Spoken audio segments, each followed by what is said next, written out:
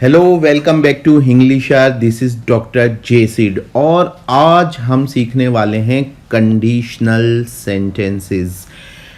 Guys, tense सीखने के बाद स्टूडेंट्स ऐसा समझने लगते हैं जैसे उन्होंने पूरी इंग्लिश ही सीख ली हो, लेकिन जब वे इंग्लिश बोलना या समझना स्टार्ट करते हैं तो हकीकत सामने आने पर उनका दिल टूट जाता है। क्योंकि हकीकत ये होती है कि टेंस तो इंग्लिश सीखने, बोलने और समझने की मंजिल तक का सिर्फ आधा ही सफ़र होता है। आधा सफ़र तो अभी बाकी होता है। तो जाहिर सी बात है कि अगर मंजिल तक जाना है तो सफ़र तो पूरा ही तय करना होगा। तो आइए देखते हैं इस सफ़र में आपको क्या क्या सीखना होता है। पूरी तरह से, अच्छी तरह से, परफेक्टली इंग्लिश सीखने के लिए आपको टेंस के साथ साथ conditional sentences, causative sentences, infinitive, gerund, participle और बहुत सारे स्पेशल स्ट्रक्चर्स सीखने होते हैं। तो इस वीडियो में हम कंडीशनल सेंटेंसेस की इंग्लिश बनाना सीखेंगे और वो भी बेहद आसान तरीके से। तो सवाल है, क्या होते हैं कंडीशनल सेंटेंसेस और क्यों हम इनको इतनी इंपॉर्टेंस दे रहे हैं? तो आइए जानते हैं। इन वाक्यों को यानी कंडीशनल सेंटेंसेस को हिंदी में शर्त वाले वाक्य कहा जाता है। क्योंकि इनमें शर्त ही बताई जाती है। इनमें सेंटेंसेस दो भागों यानी कि दो उपवाक्यों, जिनको इंग्लिश में क्लॉज बोलते हैं, से मिलकर बना होता है। इनमें से एक उपवाक्य यानी कि एक क्लॉज में अगर या यदि, इन दो शब्दों को याद रखिए, अगर या यदि से तो एक शर्त यानी कंडीशन बताई जाती है और दूसरे भाग में, दूसरे उपवाक्य में उस कंडीशन यानी शर्त का रिजल्ट, परिणाम बताया जाता है। अगर या यदि वाले उपवाक्य को डिपेंडेंट क्लॉज और जिस उपवाक्य में रिजल्ट बताया जाता है उसे प्रिंसिपल क्लॉज कहा जाता है। यह आप याद रखिए कि अगर वाला डिपेंडेंट क्लॉज है और जिसमें रिजल्ट बताया जा रहा है वो प्रिंसिपल क्लॉज है। वाक्यों की पहचान आप अब तक समझ ही गए होंगे। इन वाक्यों में अगर या यदि आएगा। अब बात करते हैं टाइप्स ऑफ कंडीशनल सेंटेंसेस, यानी हम इंग्लिश बनाने वाले हैं कि कैसे हम कंडीशनल सेंटेंसेस की इंग्लिश बनाएंगे। तो गाइस, कंडीशनल सेंटेंसेस तीन तरह के होते हैं। इनमें ये जो वर्ड है इसमें आई मिस हो गया है, तो ये कोई इश्यू नहीं। कंडीशनल सेंटेंसेस तीन तरह के होते हैं, टाइप 1, टाइप 2 और टाइप 3। यहां पे मैं एक बात मेंशन करना चाहता हूं। कन्वेंशनली हम कंडीशनल सेंटेंसेस को तीन टाइप में ही स्टडी करते हैं। बाकी अक्सर आपको ग्रामर बुक्स में एक 0 टाइप के कंडीशनल का मेंशन मिल जाएगा। वो कन्वेंशनली, परंपरागत रूप से कंडीशनल का टाइप नहीं है। उसके बारे में मेरी अलग से वीडियो है। अगर आपको कुछ पूछना है तो आप कमेंट सेक्शन में पूछ सकते हैं। अब हम इनको वन बाय वन सीखेंगे। तो कंडीशनल सेंटेंसेस टाइप 1, इनकी पहचान याद रखिए। चाहे कंडीशनल का कोई भी टाइप होगा, अगर या यदि तो आएगा ही, लेकिन टाइप 1 और टाइप 2 और टाइप 3 जैसे हम पढ़ रहे हैं तो उनको अलग अलग उनके इंग्लिश बनाने के नियम होंगे, तो इसीलिए हम उनको अलग अलग स्टडी करेंगे। टाइप 1 में ऐसी शर्त बताई जाती है जिसका रिजल्ट यानी परिणाम वास्तविक जीवन में संभव, पॉसिबल, मुमकिन है। उदाहरण देखिए, आप समझ जाएंगे। तुम मेहनत करोगे तो सफल हो जाओगे। अगर घर से जल्दी निकलोगे, ये देखिए, ये है डिपेंडेंट क्लॉज, तो समय पर पहुंच जाओगे, रिजल्टेंट क्लॉज या प्रिंसिपल क्लॉज।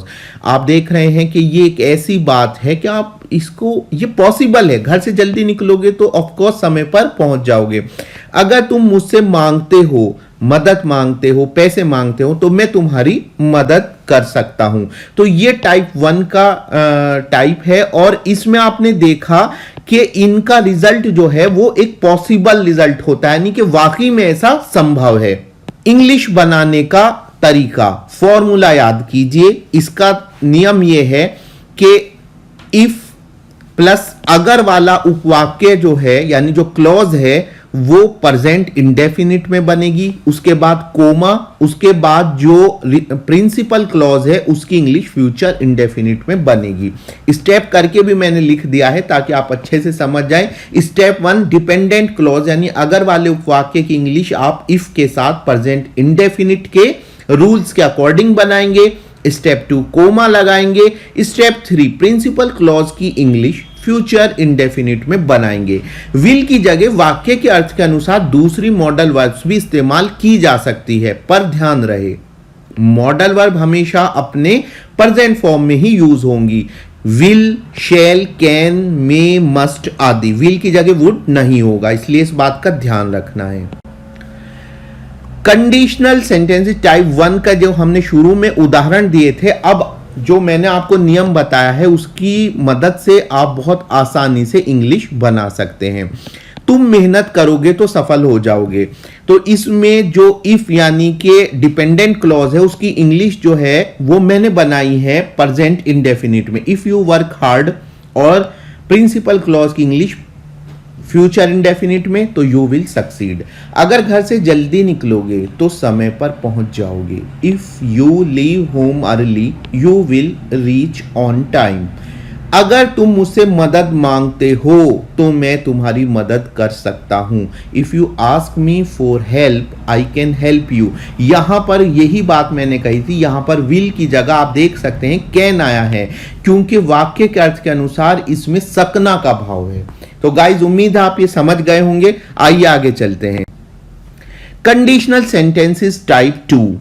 टाइप 1 क्लियर है, टाइप 2 की पहचान देखते हैं। इन वाक्यों में प्रेजेंट या फ्यूचर, प्लीज इस बात को नोट कीजिए, प्रेजेंट या फ्यूचर। और एक और बात मैं बता दूं कि टाइप 1 में भी हमेशा प्रेजेंट या फ्यूचर की ही बात होगी। टाइप 2 में भी इन वाक्यों में प्रेजेंट या फ्यूचर की ऐसी कंडीशन बताई जाती है जिसका पूरा होना या तो नामुमकिन है या लगभग नामुमकिन, असंभव है, या फिर उसके पूरे होने की संभावना बहुत कम होती है। उदाहरण देखिए, अगर आप मुझे 2000 रुपये उधार दे दो तो मैं आपका एहसानमंद हूंगा। अगर तुम पिकनिक पर हमारे साथ चलो तो ये बहुत अच्छा रहेगा। जब यह व्यक्ति ये बात कह रहा है, प्रपोज कर रहा है, तो उसे आइडिया है कि ऐसा होने की संभावना बहुत कम है। जिस व्यक्ति से वह आग्रह कर रहा है वो पिकनिक पर साथ जाएगा, इसकी संभावना बहुत कम है। तीसरा सेंटेंस और भी इंपॉर्टेंट है, अगर मेरे पास छतरी होती तो मैं तुम्हें दे देता। तो गाइज इसे ये मत समझिए भूतकाल की बात है, इसीलिए मैंने यहां पर इस समय लिख दिया है। आपको सुनकर ये डाउट हो सकता है, कंफ्यूजन हो सकता है कहीं ये भूतकाल की बात तो नहीं है, लेकिन इसीलिए मैंने यहां पर इस समय लिखकर ये क्लियर कर दिया है कि अगर टाइप 2 का भाव लाना है तो प्रेजेंट या फ्यूचर की ही बात होगी। तो अगर इस समय मेरे पास छतरी हो तो मैं तुम्हें दे दूं। तो टाइप 2 को हम 3 सब टाइप्स में बांटते हैं। आइए देखते हैं। तो पहला सब टाइप है विश फॉर एन एक्शन। इसमें हम कुछ काम को होने की या ना होने की ऐसी शर्त रखते हैं जिसके पूरा होने की संभावना बहुत कम या लगभग शून्य होती है। अब आप देखिए, अगर आप मुझे 2000 रुपये उधार दे दो तो मैं आपका एहसानमंद हूंगा। तो इसमें अगर वाली जो क्लॉज है उसमें उधार जब मांग रहा है व्यक्ति, उसे यह भाव है कि जिससे वह उधार मांग रहा है वो दे भी सकता है और नहीं भी। इसीलिए हमने इसको टाइप 1 में ना रख के टाइप 2 में रखा है। अगर तुम पिकनिक पर हमारे साथ चलो तो यह बहुत अच्छा रहेगा। अगर कल बारिश हो जाए तो मैच रद्द हो जाएगा। इस क्लॉज पर गौर कीजिए, बारिश हो जाए, हम बिल्कुल श्योर नहीं है बारिश होगी या नहीं होगी, यानी हम सिर्फ एक विश कर रहे हैं एक एक्शन की, ऐसा होगा या नहीं होगा। आइए देखते हैं कि इसके इंग्लिश बनाने का फॉर्मूला क्या है। इसका ये फॉर्मूला लिख दिया है, आप इसको नोट कर सकते हैं अपनी नोटबुक में। स्टेप 1, इस पहले आप इफ लगाएंगे और इफ के बाद आप जो डिपेंडेंट क्लॉज यानी इफ वाली क्लॉज है उसकी इंग्लिश पास्ट इंडेफिनिट में बनाएंगे। स्टेप 2 कोमा लगाएंगे और स्टेप 3 प्रिंसिपल क्लॉज की इंग्लिश फ्यूचर इंडेफिनिट में बनाएंगे, पर विल की जगह वुड का यूज होगा। कभी भी विल का यूज टाइप 2 में नहीं होगा, वुड का यूज होगा। वुड के स्थान पर वाक्य के अर्थ के अनुसार दूसरी मॉडल वर्ब भी इस्तेमाल हो सकती हैं, पर हमेशा मॉडल वर्ब की पास्ट फॉर्म ही यूज होगी। जैसे would, should, could, might, will, shall, can, में यूज नहीं हो सकते। तो आप कंट्रास्ट देखिए टाइप 1 से, जहां हम सिर्फ प्रेजेंट फॉर्म यूज कर रहे थे। उदाहरण जो मैंने दिए थे, अब आप नियम की मदद से उनको बनाइए। तो पहला उदाहरण था, अगर तुम मुझे 2000 रुपये उधार दे दो तो मैं आपका एहसानमंद हूंगा। If you lent me ₹2000 I would be grateful to you. इसमें लेंट जो है वो लैंड यानी उधार देने की सेकंड फॉर्म पास्ट इंडेफिनिट में है। अगर तुम पिकनिक पर हमारे साथ चलो, if you joined us on the picnic, यहां पर भी पास्ट इंडेफिनिट जॉइंड, तो यह बहुत अच्छा रहेगा। It would be very nice. अगर कल बारिश हो जाए तो मैच रद्द हो जाएगा। If it rained tomorrow the match would be cancelled. Rained, rain नहीं, तो रेन्ड ये पास्ट इंडेफिनिट में है। उसके बाद अब हम सब टाइप 2 विश फॉर पोजेशन, जब हम कुछ पास होने या ना होने की बात करेंगे और उसका परिणाम बताएंगे, तो ये सब टाइप 2 है। क्योंकि इसका फॉर्मूला अलग होता है तो मैंने इसको अलग करके बताया ताकि आप कभी भी कंफ्यूज ना हो। उदाहरण देखिए, अगर इस समय मेरे पास छतरी होती या हो तो मैं तुम्हें दे देता या दे दूं। तो मैं यहां पर इस समय लिखकर इस बात पर जोर देना चाहता हूं कि बात प्रेजेंट या फ्यूचर की है। अगर हमारे पास कार हो तो हमारी गिनती अमीरों में हो। फॉर्मूला, इफ और अगर वाला जो उपवाक्य है उसकी इंग्लिश बनाने का नियम होगा subject plus head plus object, और स्टेप 2 कोमा लगाएंगे, और स्टेप 3 सेम ऐसा ही रहेगा जैसे सब टाइप 1 में था, यानी कि फ्यूचर इंडेफिनिट में बनाएंगे। विल की जगह वुड का यूज होगा और वाक्य के अर्थ के अनुसार दूसरी मॉडल वर्ब भी यूज हो सकती हैं, पर ध्यान रहे कि मॉडल वर्ब की हमेशा पास्ट फॉर्म ही यूज होगी, would, should, could, might etcetera. तो उदाहरण देखिए, अगर इस समय मेरे पास छतरी हो तो मैं तुम्हें दे देता। तो इसमें सब्जेक्ट प्लस हेड यूज होता है। तो if I had an umbrella I would give it to you. अगर हमारे पास कार हो तो हमारी गिनती अमीरों में हो। If we had a car we would be counted among the rich. अगर दिलीप के पास नौकरी हो तो उसकी शादी जल्दी हो जाए। If Dilip had a job he would be married soon. सब टाइप 3 विश फॉर बीइंग, यहां हम कुछ बनने, कुछ होने की कल्पना करते हैं और प्रेजेंट या फ्यूचर में। इसमें फिर से मैं जोर दे रहा हूं, प्रेजेंट या फ्यूचर में एक काल्पनिक या असंभावित स्थिति या अवस्था के परिणाम के बारे में बताया जाता है। जैसे अगर मैं राजा होता या राजा हूं तो अपनी प्रजा का ख्याल रखूं। अगर तुम अच्छे लड़के हो तो गरीबों की मदद करो। तो इसमें मैं कहना चाहता हूं, अगर मैं ये कहूं कि अगर मैं 1600 में राजा होता तो वो ये नहीं होगा। इसीलिए मैं इस बात पे जोर दे रहा हूं, आप प्रेजेंट या फ्यूचर की बात करेंगे। विश फॉर बीइंग, अब कुछ अगर ऐसा हो तो ऐसा हो जाए। फॉर्मूला, इफ के साथ जो अगर वाला उपवाक्य है उसमें subject plus verb plus object, फिर कोमा लगाएंगे स्टेप 2 में, और फिर मुख्य वाक्य फ्यूचर इंडेफिनिट में, यानी मुख्य जो क्लॉज है, प्रिंसिपल क्लॉज है, फ्यूचर इंडेफिनिट में बनाएंगे। विल की जगह वुड का यूज होगा और वुड के स्थान पर वाक्य के अर्थ के अनुसार दूसरी मॉडल वर्ब भी इस्तेमाल हो सकती है, पर हमेशा मॉडल वर्ब की पास्ट फॉर्म ही यूज होगी, जैसे would, should, could, might etcetera. आइए उदाहरण देखते हैं तो आपको बात और क्लियर हो जाएगी। अगर मैं राजा हूं तो अपनी प्रजा का ख्याल रखूं। If I were a king I would take care of my people.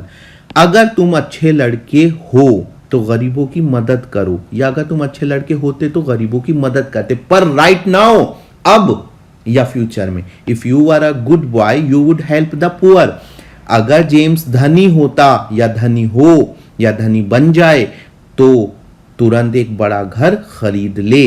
If James were rich he would buy a big house immediately. तो गाइज यहां पे मैं बता दूं कि ये प्रेजेंट या फ्यूचर की बात होगी, पर इसमें हम वर यूज करेंगे। दूसरी बात ये कि सब्जेक्ट चाहे सिंगुलर हो या प्लूरल हो, वाज का यूज नहीं करेंगे। पर एक बात और बताता चलूं कि जो मॉडर्न कॉलोकियल इंग्लिश है यानी बोलचाल की इंग्लिश है, उसमें वर की जगह वाज का यूज होता है, चाहे सब्जेक्ट सिंगुलर हो या प्लूरल हो।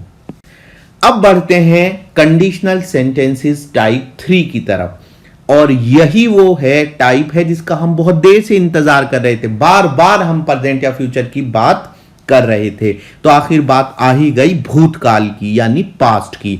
यहां पास्ट की ऐसी कंडीशन के रिजल्ट के बारे में बताया जाता है जो ना तो पूरी हुई और ना अब पूरी हो सकती, क्योंकि टाइम निकल गया है। ध्यान रहे यहां पर हमेशा भूतकाल की बात होगी, जबकि कंडीशनल टाइप 2 और टाइप 1 में प्रेजेंट या फ्यूचर की बात होती है।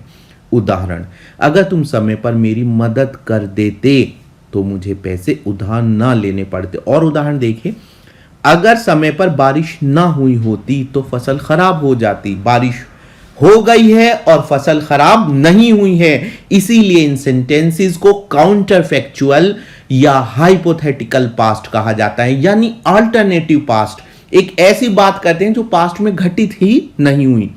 अगर तुम मेहनत करते तो सफल हो जाते, एक्चुअली में ना तुमने मेहनत की और ना तुम सफल हुए। अगर तुम मुझसे मदद मांगते तो मैं तुम्हारी मदद कर देता, और एक्चुअली में ना तुमने मुझसे मदद मांगी और ना मैंने तुम्हारी मदद की। इसका फॉर्मूला बहुत इंटरेस्टिंग है। इफ के साथ स्टेप 1 यानी डिपेंडेंट क्लॉज की English if plus past perfect में बनेगी। यस, हेड प्लस वर्ब की थर्ड फॉर्म से, फिर कोमा लगाएंगे तो की जगह, और फिर जो मेन क्लॉज है, प्रिंसिपल क्लॉज है, उसकी इंग्लिश हम बनाएंगे would plus have plus verb की थर्ड फॉर्म से। तो ये आपने देखा इसमें कि कितना आसान तरीका है, हम बहुत इजीली इसको बना सकते हैं। आइए देखते हैं उदाहरण की सहायता से। अगर समय रहते बारिश ना हुई होती तो फसल खराब हो जाती। If it had not rained in time the harvest would have been ruined. अगर तुम मेहनत करते तो सफल हो जाते। If you had worked hard you would have succeeded. अगर तुम मुझसे मदद मांगते तो मैं तुम्हारी मदद कर देता। If you had asked me for help I would have helped you. तो गाइज आपने देखा कंडीशनल सेंटेंसेस की इंग्लिश बनाना बहुत आसान है। तो अगर आपको अभी भी इसमें कोई कंफ्यूजन है तो आप कमेंट सेक्शन में मुझसे पूछ सकते हैं। अगर आपको वीडियो अच्छी लगी तो लाइक और शेयर कीजिए, चैनल सब्सक्राइब कीजिए। मिलते हैं नेक्स्ट वीडियो में जीरो कंडीशनल के साथ। Thank you very much.